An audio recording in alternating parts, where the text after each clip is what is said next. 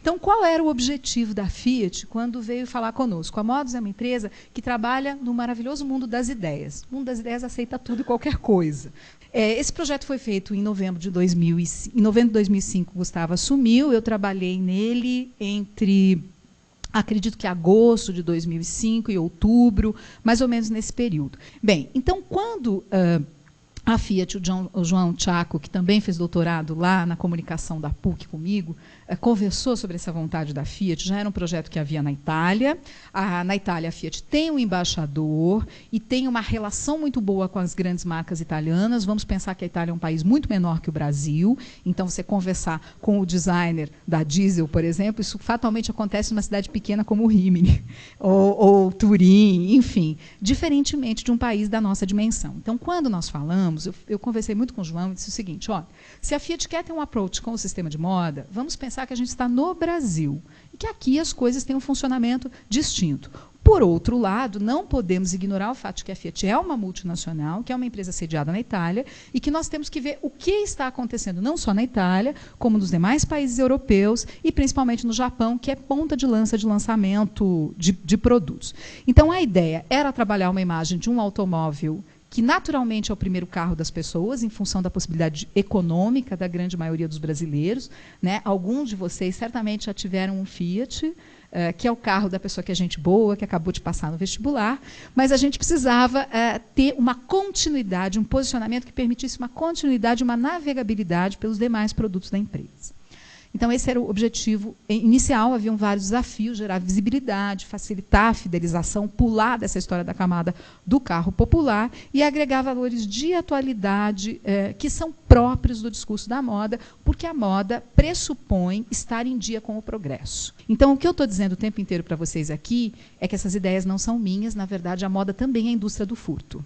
Não é? Nós vemos as boas ideias e estamos aqui discutindo sobre elas. Mas nós partimos dessa ideia de que a moda é uma mídia portátil, que esta mídia carrega, sim, valores e crenças, e que isso pode ser pontuado ao consumidor a partir do momento em que nós encaramos a passarela como uma rua.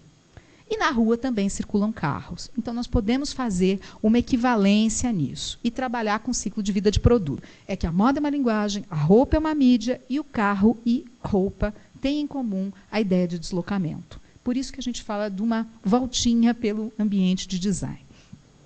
O nosso ponto de chegada era realmente criar uma atribuição de valor fashion. E, para partir disto, tínhamos que trabalhar nesta ambiência do deslocamento, no nosso caso, os ambientes de desfile. Como percorrer isso? Estetizando o conceito de deslocamento. Para isso, nós precisávamos ver o que já havia sido feito por outras empresas nessa ambiência de estetização. Então, no Brasil, as ações eram pontuais, sempre de curto prazo, ligadas a lançamento de produtos. Vocês vão lembrar do Citroën C3 pelo Ocimar Versolato, que foi um redundante fracasso, projetos da Fiat com Marcelo Sommer, que nem chegaram a sair do papel, outros com Oscar Metsavá, depois que também não saíram do papel, uma série de outras coisas. No exterior, diferentemente do Brasil, as relações eram de longo prazo. Se trabalhava um conceito de moda como coleção. E isso é uma lição que eu aprendi com o Lex Wexner, que é o fundador da Limited Brands. Lex fala uma coisa que eu gosto muito, que ele diz o seguinte: eu não faço publicidade das minhas marcas porque nem todos os produtos são bons. Se as pessoas comprarem, é problema delas. Mas uma coisa que ele cria é o conceito de coleção. Tudo para ele é uma coleção. Então, se nós vamos lançar uma linha de sabonetes, é uma coleção. Se nós vamos lançar, agora estamos lançando produtos com Frederic Fekkai, que é um grande cabeleireiro famoso das estrelas, então são coleções de shampoos, coleções de cabelos. Ele trabalha esse conceito para qualquer produto. Então, nós queríamos trabalhar essa ideia de relação de longo prazo e pensar que os produtos oferecidos pela Fiat seriam souvenirs de uma experiência memorável. A gente continuava perguntando: o que a gente faz com a Fiat? A gente faz uma extensão de marca, a gente se associa com outras marcas parceiras, dá um foco no mix de produto, dá um foco no espaço, no ambiente de vivência da marca, como essas empresas têm feito. Administra isso, porque isso é um outro negócio. Ou vamos terceirizar essa administração? Como faremos essa história toda? Então, o que a gente tinha que considerar? O que a Peugeot tinha era um bom mix de produto. O que a Toyota tinha? Um espaço lúdico interessante. O que a Honda tinha? Os dois. Então, nós trabalhamos com a ideia de que O melhor dos três era um espaço conceitual que oferecesse uma experiência com a marca, mediante produtos de moda, que seriam vistos como souvenirs daquele momento. E que constituam, claro, isso é um outro negócio, porque tem uma outra gestão, eu não vou entrar nesses méritos. Na época, só para encerrar, a Fiat tinha uma grife, olha a desgraça, aquela grife de camisetas polo que vende na concessionária, e que todo mundo acha que é um brinde. Isso era assustador, que nem assim, o mecânico namorado da empregada, que também sai com o chapeiro, queria aquilo de presente. As pessoas até queriam ganhar na concessionária, mas jamais vestiriam.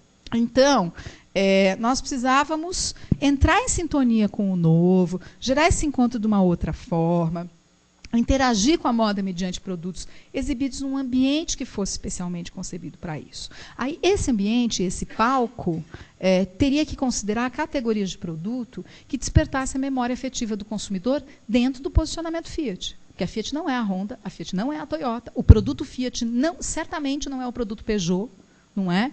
Então, tudo isso tinha que ser considerado. Para criar uma tribo Fiat que fosse unida pelos produtos, como é a tribo Harley, que muitos harleiros tatuam Harley no peito, não é isso?